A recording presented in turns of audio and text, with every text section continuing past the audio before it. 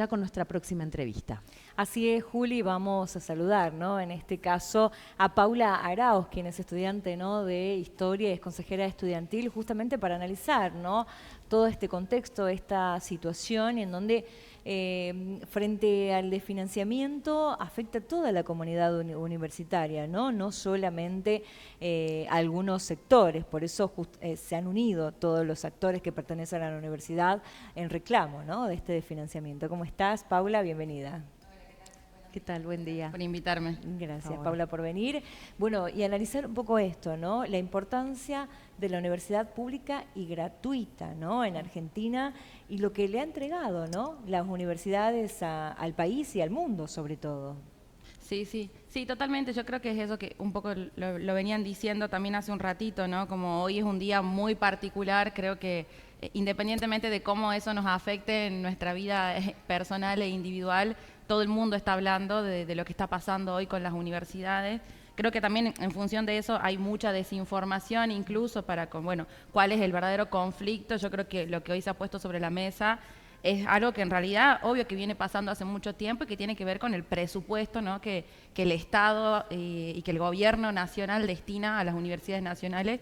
Y también digo que ese presupuesto, ¿qué nos significa hoy a las universidades, ¿no? Entonces venimos hablando últimamente esto de gastos de funcionamiento, y creo que en ese sentido es básicamente como pensar, ¿no?, como pensar que una familia piense qué le costaba sostenerse hace un año y qué le cuesta hoy, ¿no? Bueno, eso nos está pasando hoy a las universidades nacionales. O sea, lo que nos está sucediendo es que hay un asfixiamiento con el presupuesto universitario que no se ha actualizado, ¿no? Las universidades vienen manejando el mismo presupuesto que hace exactamente un año. O sea, imagínense lo que es pagar tinta, resma y una luz en una facultad como la de Filosofía y Letras de pronto, que tiene 13 facultades, digamos, y más de 8.000 alumnos y alumnas circulan por ese espacio todos los días, digamos. Entonces, es eso, ¿no? Me parece que al mismo tiempo, digamos, o sea, hay ahí una pregunta también, ¿no?, como con respecto a cuál es esa universidad que hoy estamos.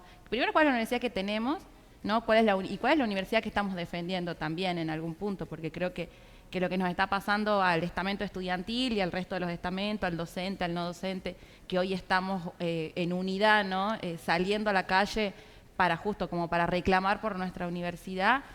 Digo, en esos sectores me parece que hay un común acuerdo, y es que la defensa de la universidad siempre se tiene que hacer con las puertas de la universidad abiertas. Y también pensar, ¿no?, que si no fuera de esta manera sería sectorizada, ¿no? Este ajuste que se está haciendo trasladaría a pensar el concepto de privatización de la educación como se ha planteado en campaña, ¿no? Este gobierno lo ha planteado en muchas oportunidades, ¿no? En este sentido, ahí esto también generaría la deserción de muchísimos estudiantes. Sí, no, totalmente. O sea, son como varias cosas, ¿no? De por sí el contexto nacional, digamos, y el contexto económico de crisis que estamos viviendo hoy, que por supuesto que no empezó ayer, digo, o sea, como que hay un proceso ahí, digamos, que quizá hizo síntesis con las medidas, digamos, de estos últimos meses de este gobierno. O sea, sin duda ya ese contexto es un contexto muy complejo y muy difícil para que un joven acceda a la universidad y para que un joven se quede en la universidad.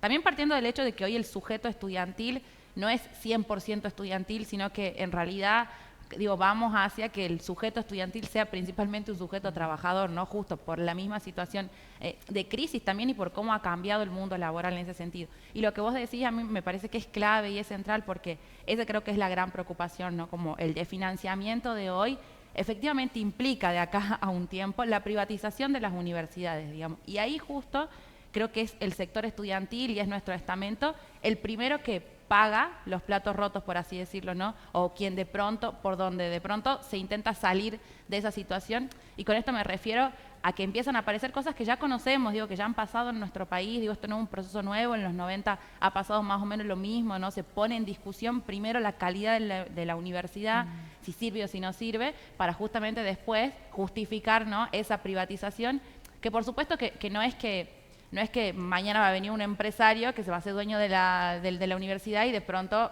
así se hace. No es así, digamos. O sea, pero aparecen bonos que son contribución, pero no tan contribución, porque si te lo pagás quizás te podés inscribir primero en una materia. Aparecen de pronto trámites que la facultad no te cobran, que de pronto te empiezan a cobrar por imprimirte una constancia de alumno regular. Digo, entonces el comedor universitario de pronto pasa a ser un bar. Digo, o sea, como que hay una serie de cosas que nosotros y nosotras ya sabemos, digamos, que es una fórmula medio matemática, ¿no? 2 más 2, 4, bueno, eso significa privatización. Entonces, es un poco eso también, por eso la urgencia y la necesidad de salir hoy a la calle, también contra eso, ¿no? A decir, no queremos que nos privaticen la universidad, digamos. Y qué importante lo que acabas de detallar, ¿no? De que el 100% de los estudiantes no son netamente solamente estudiantes, ¿no? Porque hemos leído cada comentario en redes sociales criticando de que un estudiante pasa a veces hasta 10 años, pero la realidad es esta que estás planteando, ¿no? En muchos de los casos,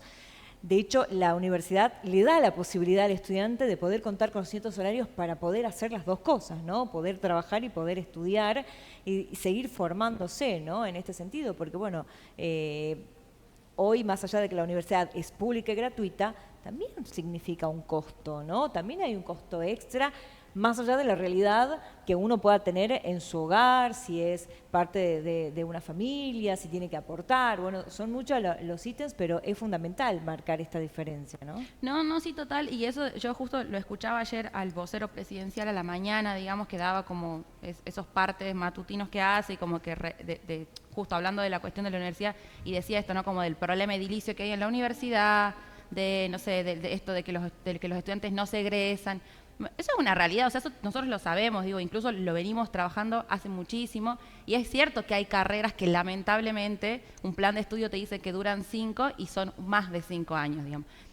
El problema es que eso, justo, hay órganos de cogobierno, digamos, hay espacios donde eso se resuelve, digamos. O sea, la Universidad Nacional de Tucumán, por ejemplo, el año pasado en el Consejo Superior ha aprobado una serie de reglamentación y una propuesta que tiene que ver justamente con pensar en la certificación de saberes, con pensar en carreras estratégicas, en carreras más cortas, digo, o sea, cómo justamente hacemos para, no solo para retener a ese estudiante que queremos que se egrese, sino también qué pasa con aquellos estudiantes que han estado en nuestras aulas, que han adquirido ese conocimiento y que por alguna razón no concluyen su trayectoria académica, pero se han ido con conocimientos que son válidos, digo, ¿no? ¿Cómo certificamos también esos saberes? Eso nosotros lo venimos trabajando hace un montón, digo, o sea, lo hemos aprobado el año pasado, pero viene todo el Consejo Interuniversitario Nacional discutiendo sobre eso, todas las universidades, digo, hasta incluso esto, ¿no? Seguimos teniendo una ley de educación superior de los años 90, que es la que nos rige actualmente, digo, o sea, no, ahí hay una responsabilidad de un montón de personas y principalmente del Estado y del gobierno, por supuesto, digamos. Pero bueno,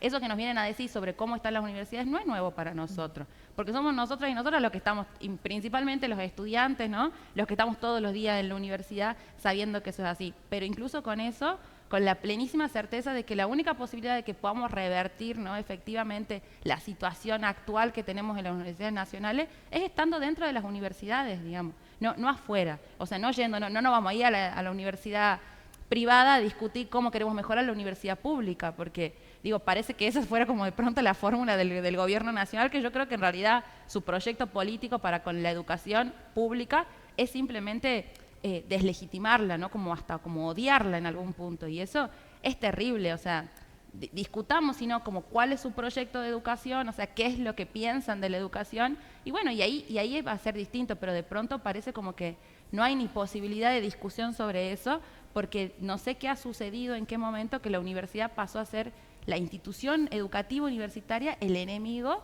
de no sé quién, digamos, cuando efectivamente para nosotros, y más acá en Tucumán, ¿no? O sea, yo justo ayer me hacían una entrevista también en un programa de radio, y yo contaba que en la Universidad Nacional de Tucumán aproximadamente la comunidad universitaria son 80.000 personas, o sea, entre estudiantes, docentes y no docentes, digamos. 80.000 personas que pasan por ahí, que están ahí, que tienen vinculación, y muchas más también, ¿no? O sea, y eso para provincias como las nuestras sí es importante, digo, capaz que no todas las personas que están acá hoy han ido a la universidad, pero seguro de alguna manera u otra la Universidad Nacional de Tucumán, más la nuestra, digo, ¿no? Que es una universidad muy importante, la más grande del norte argentino, les ha beneficiado, digamos, o sea, porque ese es el objetivo también de la universidad, ¿no? Como ser un bien y una herramienta para la sociedad entera, ¿no?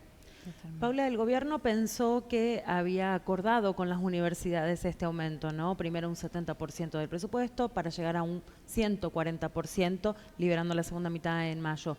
A pesar de esto, se sostiene la movilización, el abrazo simbólico de hoy.